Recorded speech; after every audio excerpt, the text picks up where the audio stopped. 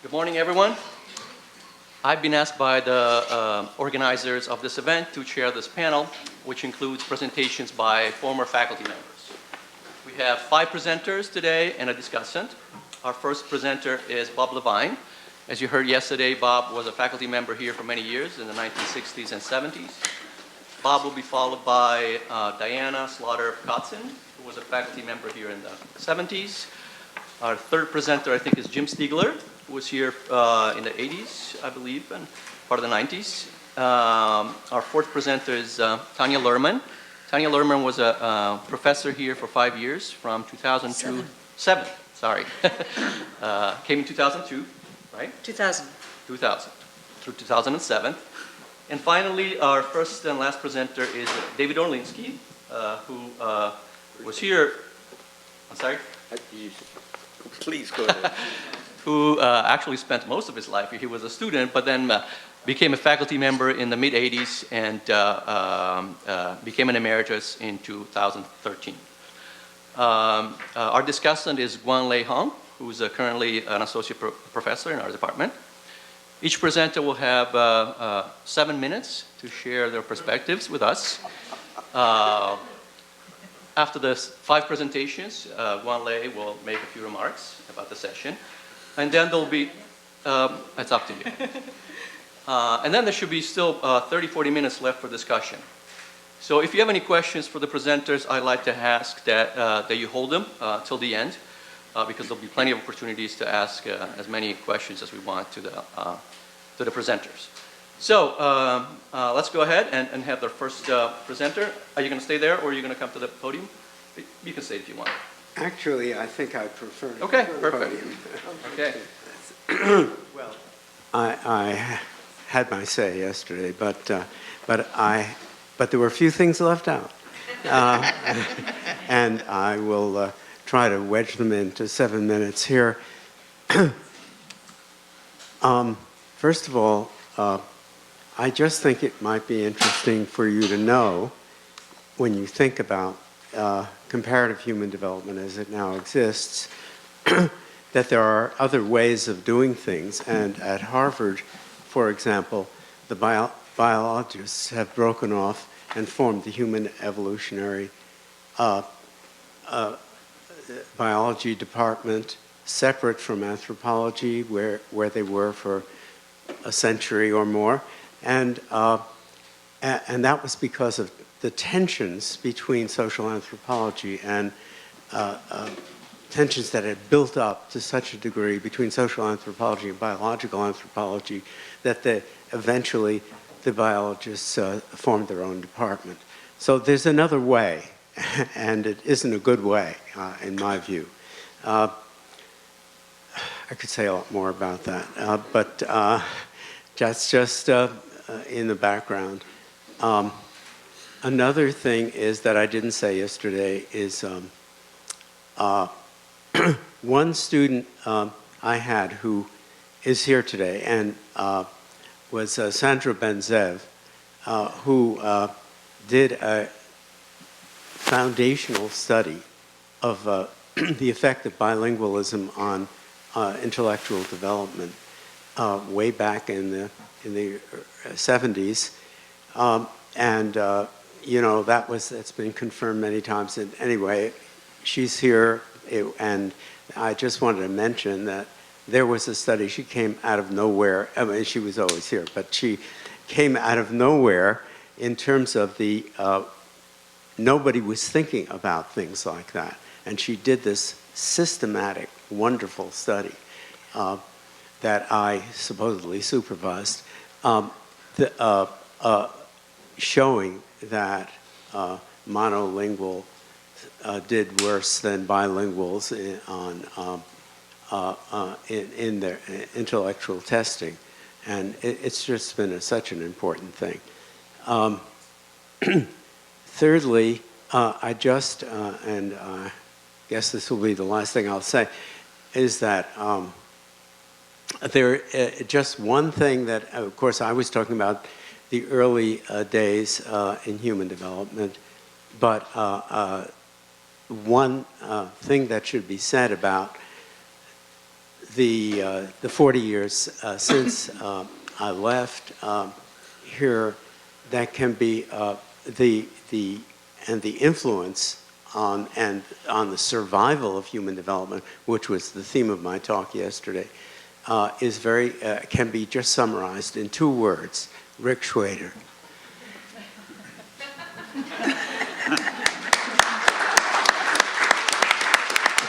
This talk is entitled Reflections on My Legacy as a Human Development Faculty Member, what I never told you that you probably should know now.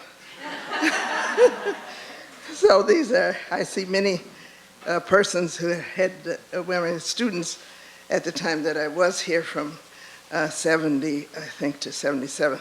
Anyway, it's a pleasure to see former students from human development in the audience. I'm looking forward to speaking with you as well as former faculty colleagues later. My undergraduate degree from Chicago's college was in human development, and by fall 1962, I was a first-year student in HD's graduate program. I did my master's degree in aging, working on a research project focused on the effects of being institutionalized on the aged, a cooperative effort between HD and the Department of Psychiatry. Therefore, in the summer of 1963, I did not go to the March on Washington. I was coding data for this, my first research project. I think Dr. Morton Lieberman was a PI of that project, and that Dr. Sheldon Tobin, who supervised me, was a co-PI. The idea of development during the entire lifespan was then very special and uniquely defining of HD. I credit the late Bernice Newgarden and her mentor, Dr. Robert Havighurst, for those insights into the aging process and its effects on human development. You can imagine that as I will be 75 later this year, my early background in aging has finally become very handy. For example, I remember well the finding that if one can survive the stress of the first 6 to 8 weeks in transition to a nursing home, one can adjust and actually live quite a bit longer. I did a double major in the interdepartmental, that was accredited then, clinical psychology program because at the time I thought I would become a clinical psychologist. However, Chicago pushed research as the vehicle for the solution of social and individual problems, and very impressed, I decided to 1, complete my clinical training, but 2, be the best researcher I could. I subsequently found that nexus while doing research with the first summer 1965 Evanston Head Start program under the supervision of Dr. Robert Hess. I chose not to begin my graduate research with Bob Hess, but after I completed my MA with Shelley and doctoral prelims, I did choose to conduct research in the broad area of societal inequality, child and family poverty, and educational implications. That research, for which my dissertation later won an award, became the basis of my subsequent career and lifelong interest as a university professor until I retired in 2011 as the Constance E. Clayton Professor Emeritus in Urban Education at the University of Pennsylvania in Philadelphia. Bob Hess himself had been one of 2 students in HD of one of the committee's co-founders, Dr. Allison Davis. Dr. Lee Rainwater, critic and an analyst of the infamous Moynihan Report, was the other. Allison received his doctorate from Yale in anthropology. He was the first African American to have graduate faculty status at any U.S. elite university, publishing his famous Harvard lecture on the impact of poverty on children's educability in 1948. He and his colleague at Chicago, the late Benjamin Bloom, worked on culture fair tests, and Bob Hess, graduate student, assisted them. As Hess's student, I inherited this legacy, but it was one that neither he nor others in HD personally spoke of. Hess did tell me that he admired Allison very much and that he had named one of his sons after him.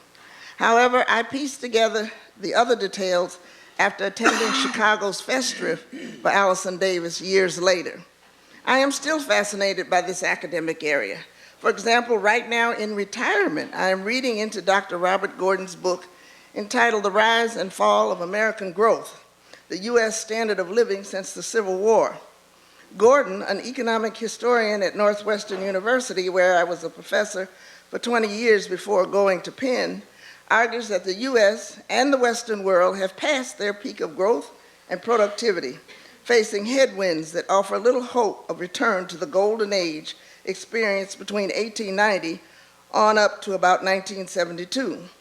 The New Deal contributed to innovative reorganization of business, and after World War II, the nation saw a surge in labor productivity that was unprecedented and, most importantly, permanent.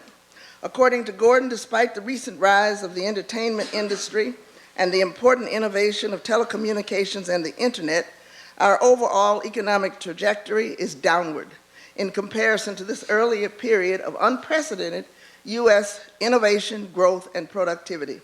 Further, Gordon believes this time period to be unprecedented in world economic history. At Northwestern University, in the Interdisciplinary Human Development and Social Policy program that I co-founded in the early 1980s with Professors Bernice Newgarden, Faye Cook, and Dan Lewis, we agreed that we needed to have an economist as part of the faculty to broaden the discussion of social context and its impact on the processes of human development. Our first hire was Dr. Ann Meyer, I think her last name was. Our second, probably more familiar to you guys, Dr. Rebecca Blank, she was Clinton's economic advisor. And our third, Dr. Greg Duncan. In spring 1993, the Early Education Child Development Special Interest Group of the American Educational Research Association published a, quote, tribute to Robert D. Hess, unquote, since Bob had co-founded this group in AERA and was afflicted with Lou Gehrig's disease. Irving Siegel, the distinguished research scientist emeritus at the Educational Testing Service in Princeton, New Jersey, spoke and indicated that Hess, quote, deserves to be acknowledged as one of the significant figures in developmental and educational research, unquote. Siegel reported he had, quote, known Bob since our student days at the University of Chicago, where we both were involved in the Human Development Program, unquote. Students of Bob Hess, including the late Jerry Brophy and myself, offered reflections and tributes in this special issue. My tribute included these words, quote, as an ethnic minority graduate student, I was not an easy graduate student, a fact that any of my mentors, including my dissertation chairperson, Dr. Robert D. Hess, could probably say. I was a very young, for graduate work, urban-born African-American woman from a working-class background with no family members who had prior college educations. Many times during the 5 years of my graduate study, I felt especially poor and naive, invisible, alienated, and even openly hostile, just as some younger scholars have described.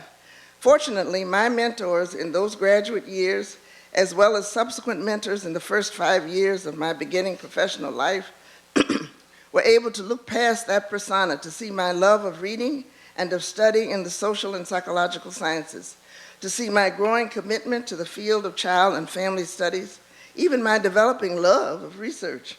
Fortunately, they found a way to include me in their ongoing research, to give me something to do that articulated with my community and family of origin in a way that I thought it worth doing, or at least attempting. Fortunately, they let me see them as real people with academic and scientific interests, aims, and goals. Fortunate for me indeed, for if they had not, I would not be here today. Thank you, Bob Hess, for being at the forefront of those to give me the opportunity to have the professional life of my young dreams, unquote. These words apply equally to my other beloved human development mentors, Sheldon Tobin, Robert LeVine, who introduced me to cross-cultural studies of psychology and human development, particularly in Africa, Bernice Newgarden, and my husband, Joseph Kotzin, whom I first met in fall 1962 in Larry Kohlberg's child development class. This is evidence, you can see this was taken at one of the student events in 1965. That's him and that's me, and then the other people, we remember names, but we can't, so maybe somebody in here, that's another reason I brought the picture, might recognize some of these other people and can tell us who they're. Ed Thompson is here, he might know. Anyway, conclusion, many thanks to Rick Schrader and Margaret Spencer for the opportunity to share these thoughts with my former human development students and colleagues at the University of Chicago in this setting in the year of the 75th anniversary of human development and of my life. I'm Jim Stigler. It's a fantastic honor to be here. And I thought I would organize just a few little stories and memories that have to do with people, politeness, and prison. But first, I thought I would summarize how I got to the University of Chicago, which I can also do in 2 words: Rick Schrader. When I was a graduate student at Michigan, Rick was a site visitor on a NSF or NIH project that I was a graduate student on, and we sat in a room together for a day. He probably doesn't remember this. And then at the end, he said, you know, we have an opening at the Committee on Human Development. You should apply. So I went and looked at the ad, and I was a developmental psychology student studying children's learning in school. And the ad said they were seeking a lifespan developmental psychologist who studied all these processes from infancy through aging. And I went to my advisor, Harold Stevenson, and said, I don't really sound like a very good fit for that ad. I'll never get that job. And he said, oh, your chances are very good, because if you had to compete against all the people who, think how many people study lifespan developmental psychology. He said, there's hardly any. But there's thousands who are child developmental psychologists, but they're not going to apply. So you're going to have a much better chance of getting that job than you think. And I did get the job. So just a few observations and stories. Prison, my very first day on the faculty at the University of Chicago, I don't know how many people know this story, but I just moved to Chicago. I was from Michigan. I had Michigan license plates, which is part of the story. I dropped my then girlfriend off at the airport, who had helped me move out here, and I was driving down Lakeshore Drive to my very first faculty meeting, and I really felt like, wow, this is amazing, faculty meeting. And the police pulled me over, and they said I was going 52 in a 45-mile-an-hour zone. And I said, well, that doesn't sound like such a big deal. I didn't say that to them. And they said, well, that's going to be $100. And $100, I said, well, $100? I said, I don't have $100. Can you take a credit card? And they said, no. You need $100. I said, well, I don't have $100. So they said, well, we're taking you to jail. And they took me to 29th and Prairie. They took my belt and my shoelaces and put me in a jail cell. And told me I had one phone call. So I only knew one person, really, whose phone number I knew, and that was Mihai Csikszentmihalyi, the chair who had hired me. So I called up Mihai, and I said, we got a little good news, bad news situation here. Good news, I'm really thrilled to be here, and bad news, I'm in jail. And I need $100 to get out. Otherwise, they told me I have to stay overnight, and they were gonna move me to Cook County. So Mike said, oh, don't worry, I'll figure something out. So he went around and hit up various people to collect together the cash, and came down and bailed me out of jail. And then he gave me the list, and I had to go around and pay everybody back. $5 to the secretary, $10. But I did get out of jail. And that was my first day on the faculty. Politeness. You know, I moved to UCLA 25 years ago, and I never thought of Chicago as an impolite place at all, but suddenly I was struck at UCLA with how polite people were to each other. Like, there was no, angst and intellectual, agony going on at UCLA. And if you told somebody about a study you were doing, they said, oh, yeah, that's cool, each to his own. And I realized that was something that I really missed about the University of Chicago. And the University of Chicago was really not a polite place. It was the kind of place where first of all, everybody lived in Hyde Park. You would go to the grocery store and get into a conversation about some research project, and pretty soon you'd be having somebody, critique your design right there over the vegetables. And it was fantastic. Another thing that happened to me during my first month at University of Chicago is one of my senior colleagues, who is not with us today, and it was not in human development, put a letter in my mailbox, and it said, "Dear Jim, I just read your most recent publication, and I can't believe you didn't cite blah, blah, blah, blah, blah. That's just an amazing oversight." He said, "Your findings are interesting, but your scholarship leaves much to be desired." Sincerely, signed his name. And I was devastated, because I thought, oh my God, I'm hosed here. And so I went to one of my senior colleagues, Tom Trabasso, who I was teaching mind with at the time. And I just laid it out. I said, I am so upset. And my first response was, I'm going to go read his papers, and I'm going to find all the flaws, and I'm going to detail them for him, and he is going to regret the day he put that letter in my mailbox. And Tom said, no. Don't do that. Here's what you do. Write him a letter and tell him that he hurt your feelings, and that you expected more than that from a senior colleague. And he said, that's the right approach. So I did that, and that colleague went out of his way to be nice to me for the entire time I was here, because he felt so mortified that he had hurt my feelings. And I realized moving to UCLA, it was a lot like moving from a Jewish family to a Protestant family. It was very Annie Hall out there at UCLA. But at Chicago, it wasn't about, I did not even write this down ahead of time, so I don't know how long it's taking, but cut me off at any time. But, it's not, the interdisciplinarity is not about just letting many people be there.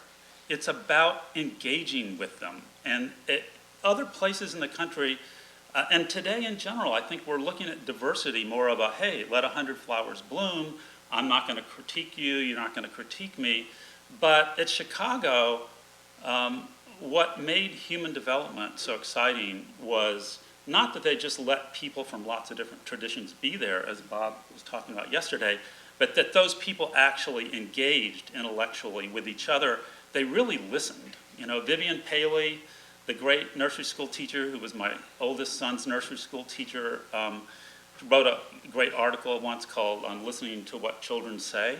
And her point was, it's not letting people talk that's the key. It's being genuinely curious about what they have to say. And I think that's really what struck me as the thing I missed most by moving from the University of Chicago.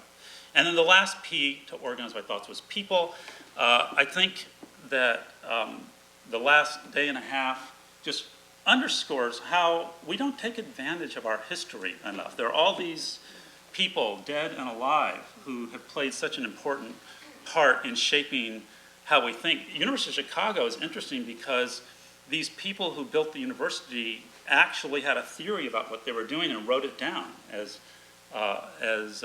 John Boyer was talking about. At most places, things just happen and nobody ever knows why, and then you forget. But people, the older people, and yesterday I Googled them because there were these really old guys hanging around University of Chicago when I first got here. People like Jack Getzels and, Bernice Newgarden, who never appeared old ever that I knew her. She always wore her running shoes. And Benjamin Bloom, who was so kind to me, he and his wife would invite me over for tea, which I didn't know really how to have tea, but we would sit in their little apartment and talk. But these people were really kind, and yesterday I thought, wow, they were old, and then I Googled them to find out how old were they anyway. Well, they actually were not old at all. They were like 70, which pretty soon I'll be that, like in 9 years. So I realize what a great opportunity it is to interact with our colleagues who are older and who are dead, and still play such an important role in our sense of who we are. And those are my reflections. I hope it was under 7 minutes. Thank you. I was never in jail here. I'm an anthropologist with a foot in psychology, and I thought what I would do is to talk a little bit about the faculty who I encountered when I came here and how they changed the way that I thought. Because that's, to me, the story of HD, how it made me the person that I am today. So I'll begin with John Lucy, because I had to give this inaugural lecture when I arrived. And, and I kind of think of life as a series of contingencies, one thing after another, one opportunity here, and something else over there. And John looked at what I was setting out to say, and he said, no. Many of you will be familiar with this trait in John. And John said, no, you have a question.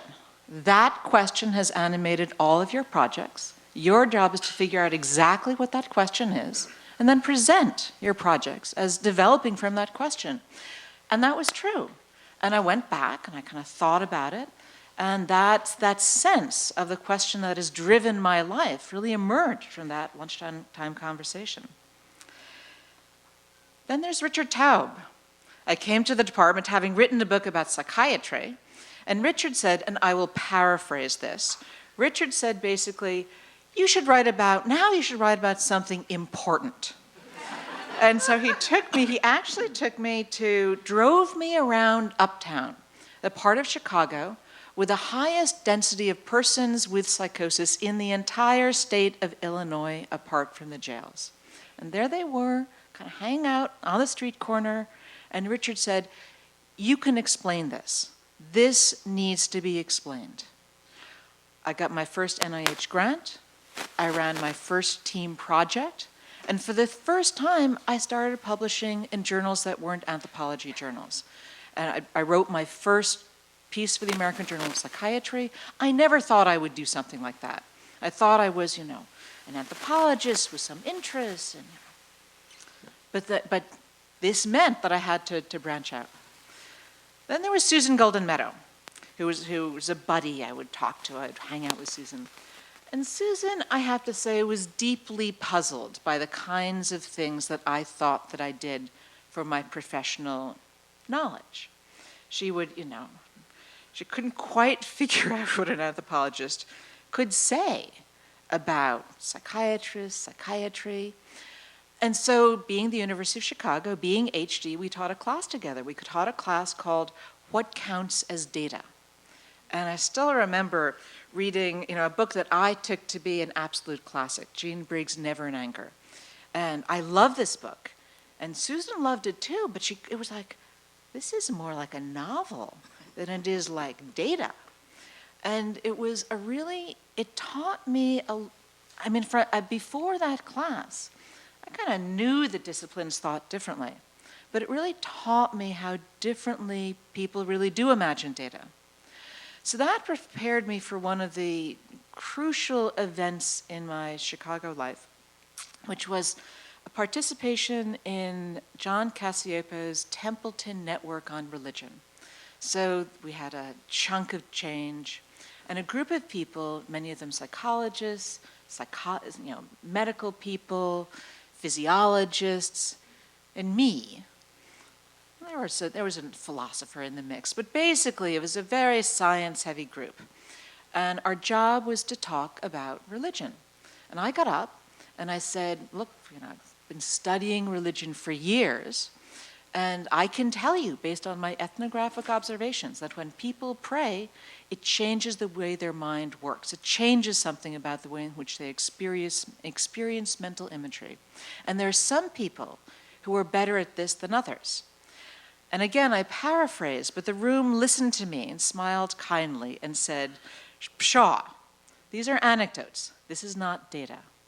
And because of my conversations, and this made me so mad that I didn't go away and sulk. I went away and I decided that I was going to generate data in a way that would prove to them that I was right. That took me quite a number of years to figure out, I'm not dual disciplinary at this point, but I have some sense of what it takes to make an argument to another field with different kinds of data. And doing that has changed my life. It has changed the way that I think about communicating to different audiences, the skills that I bring to bear in making arguments to different audiences. And that was very powerful. And then there's Rick. So there's always Rick. And Rick pushed me in a different direction. I remember that Rick, I gave a talk on religion, and on what I'd done in religion, and Rick sort of got up and said, the real question here is what you believe. Do you believe that there is a God? And at the time I kind of thought, oh, Rick, this is the way that Rick asks questions. And I've come to think that this is actually one of the profound questions that guides my work. I don't have an answer for Rick's question yet. But I've come to realize that the way that you take a stance in thinking about matters of faith fundamentally changes the way that you phrase, think about, have sympathy with, respond to your audience. And finally, there's Bert. So Bert and I were co-conspirators in the clinical ethnography project. We had a seminar that met every couple of weeks. And Bert was sort of the host of this project. And he was unfailingly gracious and generous. He had a sense of humor. He would ask the most outrageous questions. So I'm there trying to find, well, what's really true in this? And Bert is like trying to push the boundaries of what you could possibly imagine about this talk. And he was tolerant even, we had this one talk about hypnosis. And I have to say that something like 50 people tried to crowd inside Bert's living room. And the elbows were kind of sticking out of the windows. And he was just great. He really kind of embraced the variety of people and the variety of perspectives. And was one of the people who made HD such a warm and wonderful place for me. So what it taught me really was the skill of reaching for different audiences, the understanding that different audiences think differently for a reason, and a sense of tolerance to kind of live between those different worlds. Good morning, I'm David Orlinsky. All groups have a center and a periphery. In HD, I've always felt on the periphery. Like Robert LeVine and Diana Slaughter, I became part of the HD faculty from inside the University of Chicago, although by a different route than they had taken. I had already been a faculty member in the College of the University Social Sciences program for 2 decades, teaching since 1960 mainly in the social science core course called Self, Culture, and Society. I was one of the last tenured college-only appointments, a holdover from the time when the college was an autonomous division of the university, and more an anomaly as joint appointment between the college and the graduate department became the norm for faculty in the 1970s. I received my Chicago BA in the so-called Hutchins College program in 1954 and went on to earn a PhD here in psychology at a time when the Committee on Human Development, the Department of Psychology, and the Department of Education jointly offered an accredited program in clinical psychology with, for me, a special interest in psychotherapy. Psychotherapy, which from an HD perspective can be viewed as a form of reparative human development. Although my teaching in the college demanded mastery of texts by Durkheim, Weber, Marx, Simmel, Mannheim, Malinowski, and Levi-Strauss, as well as Freud and Erikson, my active field of empirical research, scholarly activity, and theoretical writing focused mainly on process and outcome in psychotherapy, a field in which my closest colleagues were elsewhere, in other institutions and other countries, where my contributions gradually became well known. This strange split between being a college-only professor at Chicago broadly immersed in social science classics, and elsewhere a recognized contributor to a rapidly growing field of research, persisted for many years, with results both fortunate and unfortunate for me. The fortunate result was that my social sciences background had given a distinctive conceptual breadth to my research and writings on psychotherapy. The unfortunate result was that I remained a somewhat of an orphan here in the place I considered my intellectual home. My fortunes here changed for the better in the early 1980s when Mort Lieberman initiated the process that led to my joining Human Development, and I became normalized as a jointly appointed faculty member. I did feel somewhat at home here because HD itself was very much a graduate level version of the course Self, Culture, and Society. Yet I never felt fully at home here. There were students pursuing a clinical psychology path through HD under Bert's tutelage, but they did so without there being a regular clinical program in which I could be centrally involved. There was also a fear that this backdoor clinical track within HD would attract too many students and divert the HD program itself from its intended mission of training interdisciplinary social science researchers, cultural psychologists, social biologists, and lifespan developmentalists. The eventual exclusion of clinical psychology altogether seemed to me a major loss because the broad interdisciplinary education HD offered provides an ideal background for psychotherapists who need to understand individuals as persons with a life history shaped in a social, cultural, and historical context, which indeed goes well beyond the constricted views of traditional clinical theories that are merely scaffolding in Vygotsky's sense. On the other hand, clinical training offered to HD students of personality the kind of immersive, in-person experience of persons and lives that ethnographic fieldwork does for students in anthropology. I don't feel that I found a core role for myself in HD, beyond serving for several years as chair of the HD undergraduate major. I had some doctoral students who mostly have gone on to successful academic and professional careers. Probably the main influence that HD historically has had on my work is through a decades-long international study of professional development in psychotherapists, complementing the 1960s nationwide study of psychotherapists by Bill Henry, John Sims, and Lee Spray.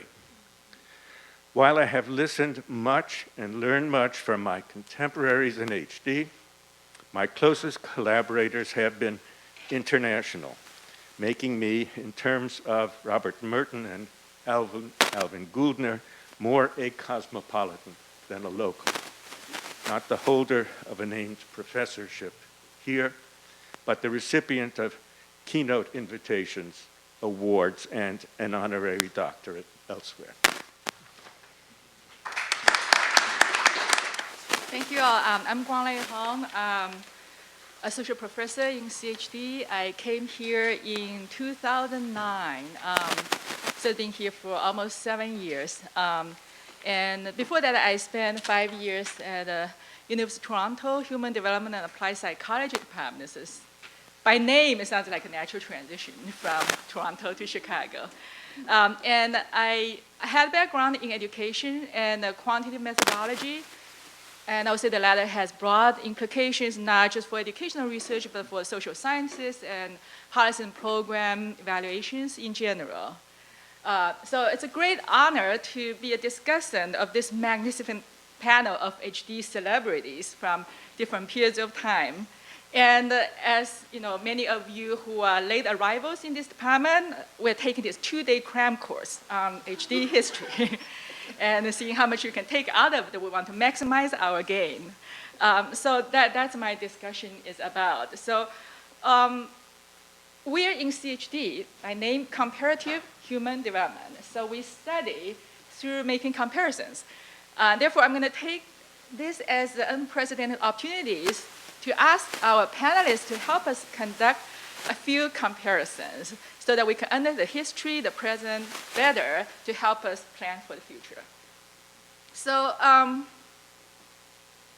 well, and another thing key to CHD, our framework, is we understand human beings in a social cultural context. While HD itself as a unit, an institution, provides a social context, right? Social cultural context for individuals who are here today.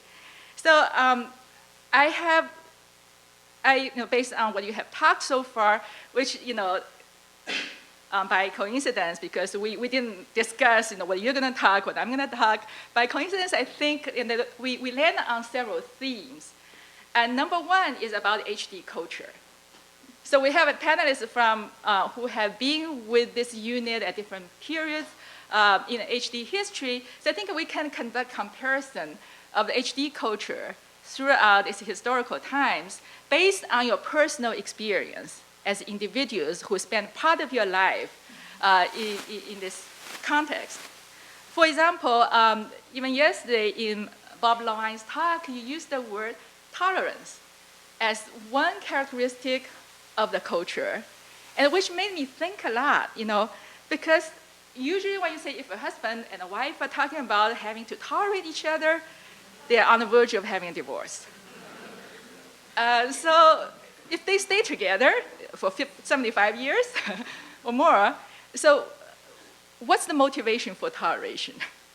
And what do they have to tolerate? And why do they decide to, right? So I would like to hear more elaboration on that theme. And I think Jim helped us to understand more about what's beyond tolerance. Maybe there's some level of mutual appreciation, or maybe there's a desire for disagreement, even though there can be agony is another word Jim used today, and involve emotions, as you vividly described to us. But beyond that, there's a pursuit of intellectual honesty, or maybe people who come to CHD has that in their bones. They cannot get rid of this. To the extent that they can be offensive sometimes. So that's something we have to tolerate, I guess. But on the other hand, we have intellectual curiosity and honesty, which leads to engagement. That's another one, another thing that seems to be really key to the success of a culture. If a husband and wife do not engage each other, of course they can fall apart. So that's another thing we would love to hear more, maybe if we have time, or even after this panel. To talk about how we engage between disciplines. And then Tanya gives some really nice examples of how you experienced in your collaborations with colleagues who are from very different disciplines.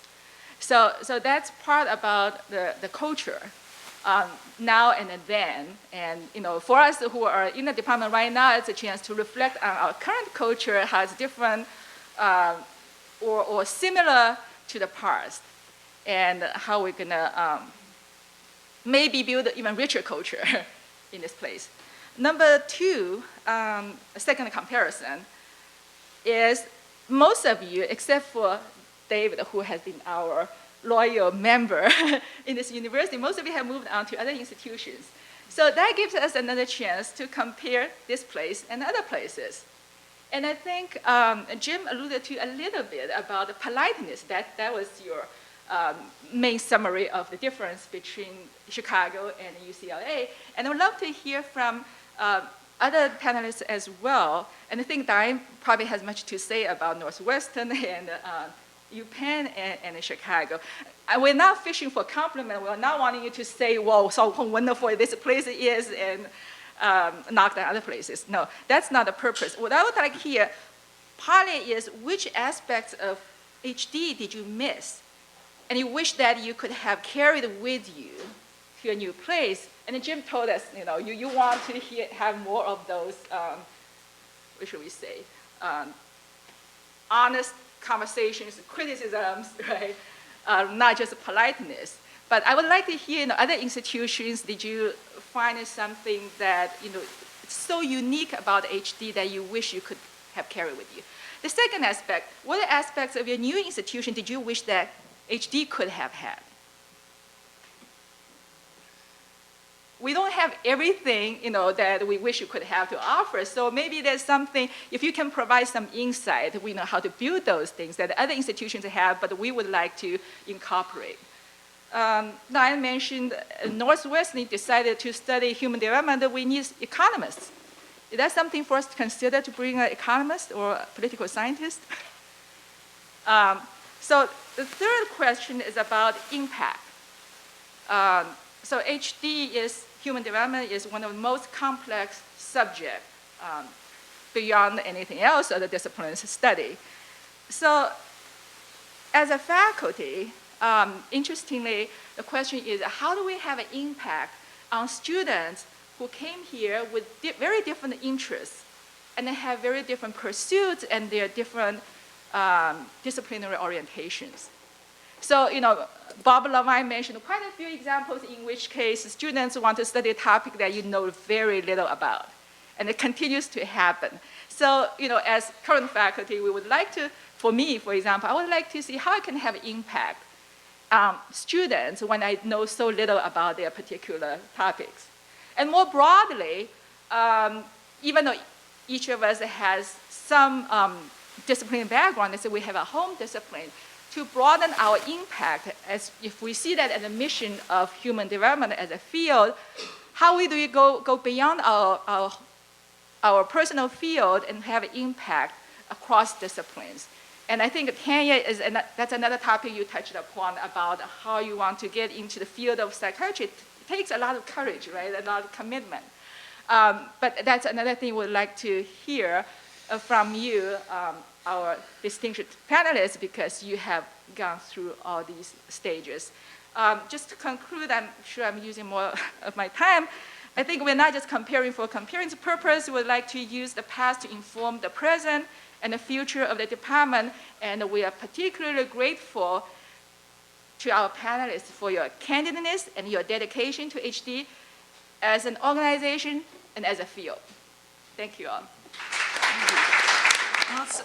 I'll say quickly that David Layton is somebody who's been having my career 10 years ahead of me. We both started at UCSD, we both went to the University of Chicago, and we both ended up at Stanford.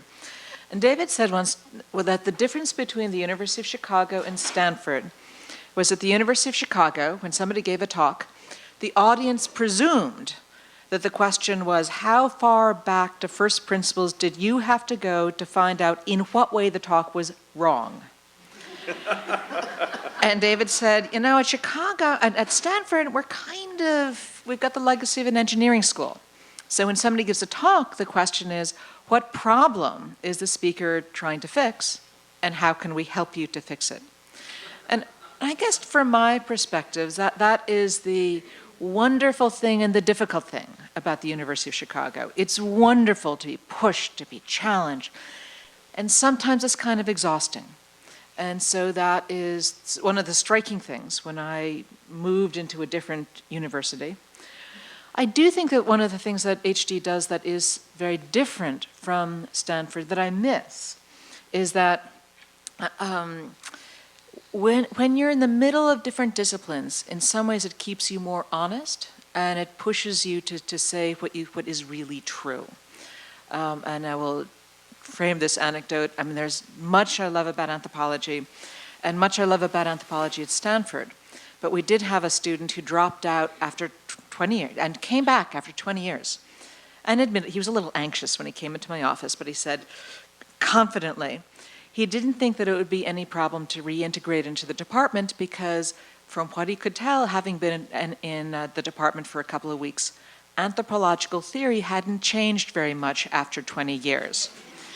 And there's a sense in which it's, that you cannot make that comment when you are living in the midst of people whose research is developing in different ways on all fronts. And I think that and I miss that from HD. So I'm sure there's many questions or comments that people in the audience want to ask her, so this will be the time to do it. Any questions for the panelists?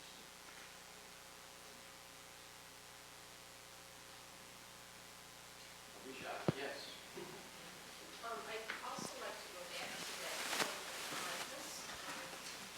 that you brought up, Jim, and I think where we're going with this and trying to understand the culture is that it was more than bringing together some very good people. As you were saying, Tanya, these people were driven to have very direct conversations with one another about their disciplines. And I remember specifically interactions between you, Rick, and Dan Friedman.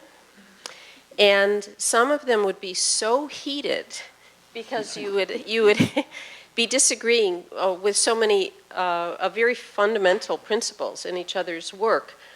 But I don't think Dan ever missed one of your presentations, and I don't think you ever missed one of Dan's. So there was this incredible commitment to go have the conversation with the person that you disagreed with perhaps the most, and let your own fire in your own belly about your knowledge and your research questions allow you to articulate very good arguments against the other person. So that was a part of the culture here for me as a student. But my question is, how do you do that in a way that maintains politeness so that you do end up with a program that stays coherent and doesn't break up, as the program did at Harvard that Bob was describing earlier? How do you do that?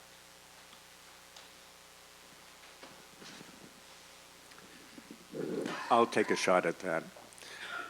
I think the way you do that is by, first of all, keeping clear that we are persons, not intellectual positions, and we can engage with one another and in a very exciting and critical way, and then go have a beer together afterwards. And the other point, I think, is that it's fun. It's fun. It's a bit, it looks from the outside like clashing sabers and so on, but it's just fun to engage in this way. And I think that spirit of both keeping grounded in the personal respect for one another and the enjoyment of one another intellectually is how you stay together. I was going to summarize that in one word, not Rick Schwader, but love. I think that's a big part of it, is that people really love each other, even if they disagree. And I was also going to say that every human organization has conflicts. Other organizations I'm familiar with, they're usually about resources and power, who's going to get more graduate fellowships or whatever. When I was here, the biggest conflict that I remember, and it was bitterly fought, was about what the name of the department should be. It was called the Department of Behavioral Sciences, and people wanted to change it to the Department of Psychology.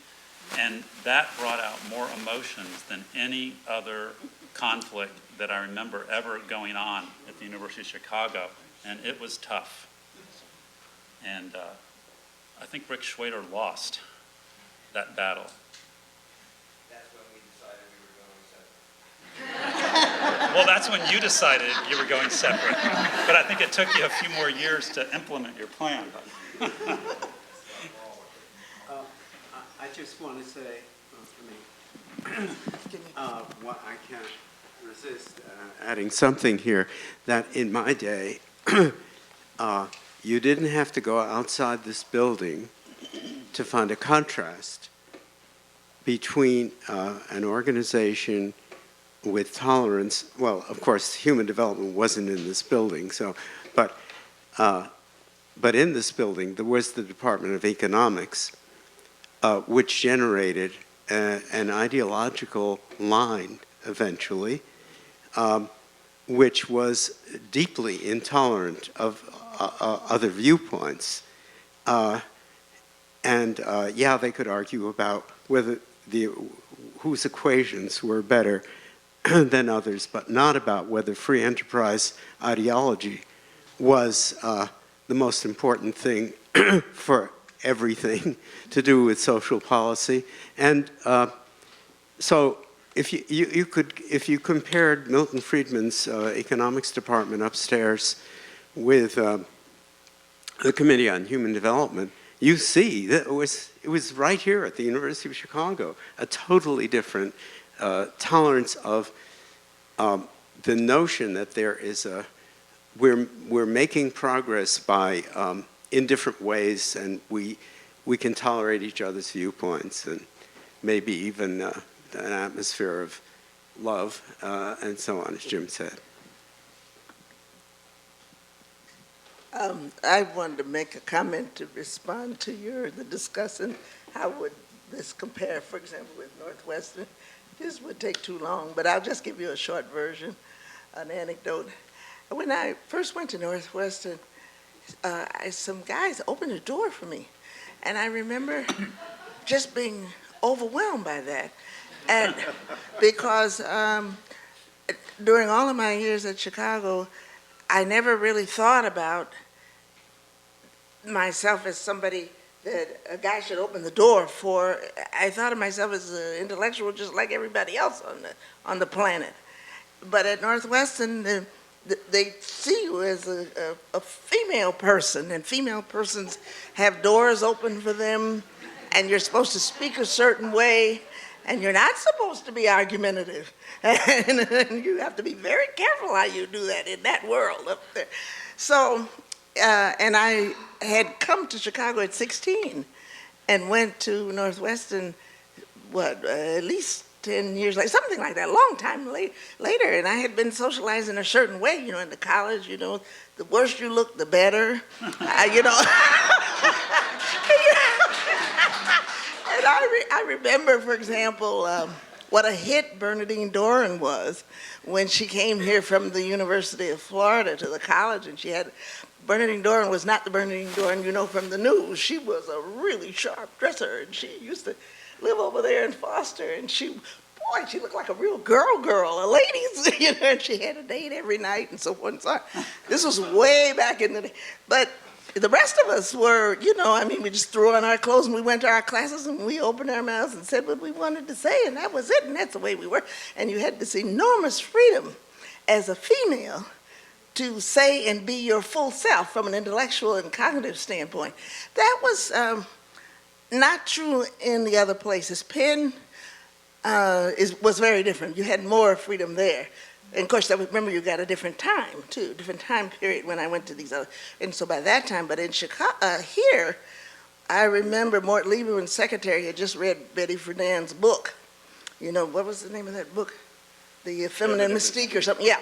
And she was really talking about that. That's right, this book. In other words, so that was what was going on in Chicago in those days. And, but those issues were ever present here, but you were very aware of them at places like Northwestern, because there's so much, being able to be your free mental and intellectual self and being accepted, so it's not surprising I married somebody from Chicago rather than Northwesterner. I'd like to just add a very brief note historically to what John Boyer was saying, and what I realize, like from what Diana is saying, a lot of the spirit that we find in HD has come up from the college and our experiences in the college, in the seminar style teaching with a free and encouraged exchange of ideas and perspectives. I would add, the culture of HD is, in some sense, a continuation of the culture of the college. I'm sorry, actually, I have to cut our panel short right now. Sorry to cut the discussion short, but in the interest of time, we're going to take a short break for coffee and then have time for break.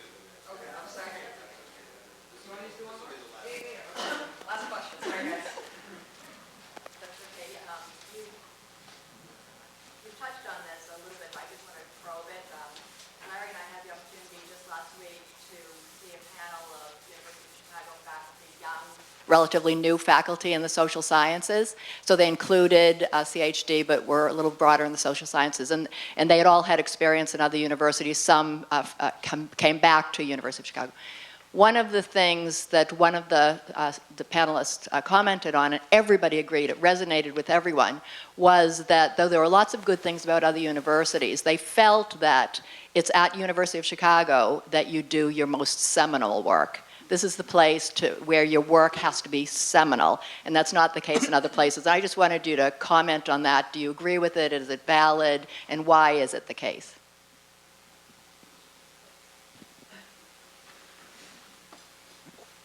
Well, so let me say that I've actually been far more productive at Stanford. It's you know, so that's the way it is. I mean, I've published much more in the last 9 years that I was at Stanford than I did at the University of Chicago. I do think that the way that I think was framed at the University of Chicago, and then one of the reasons for the difference was the amount of time it was taking me to move through to that different way of thinking. And I think that's part of the joy of Chicago and the challenge of Chicago is that there are so many conversations. There's so much that happens. And that is fabulous. It's I'd like to thank all the panelists and our discussant for sharing their perspectives.